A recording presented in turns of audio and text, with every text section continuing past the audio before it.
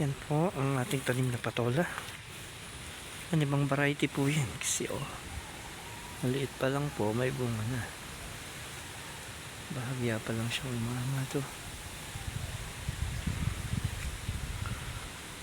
Masangilan na lang, dami na rin bunga niyan. Ayan, papasok na rin po tayo ngayon sa atin pong ampalayahan.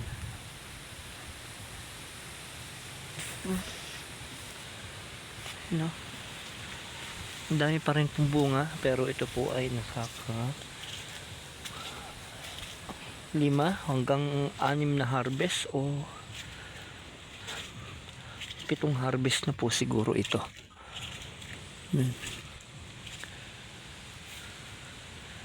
Ito nyo naman po.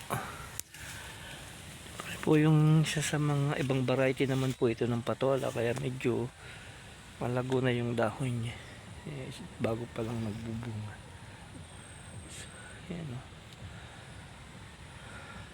Ito yung sitaw. Kukuha na naman po ito ng binhi.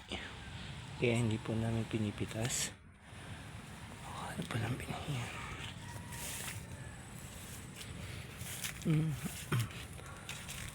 Pasok tayo sa ating mga ampalaya.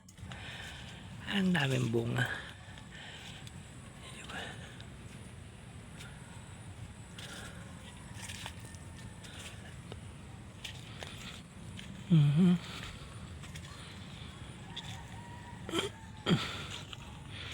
Kaharvest lang po natin ngayon.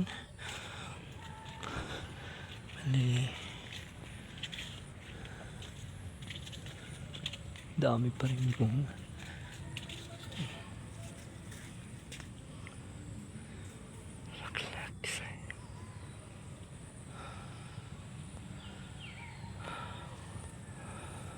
Hanggang sa muli at papakita ko naman po sa inyo yung atin pong pinagbibinhian. Dahil yan po ay nakakawalong harvest na, nagpapakita na medyo hindi na rin maganda ang kanyang bunga, kaya isang ilan na lang po papalitan na namin po yan. Pakita ko sa inyo ang aming binhi ng ampalaya. Ayan po yung aming seedling ng papaya ng ampalaya. Nasa 1,000 siya, halos 2,000 puno po ng ampalaya yan, seedling. Sige, hanggang sa muli at tayo ay magtatanim pa po ng sili.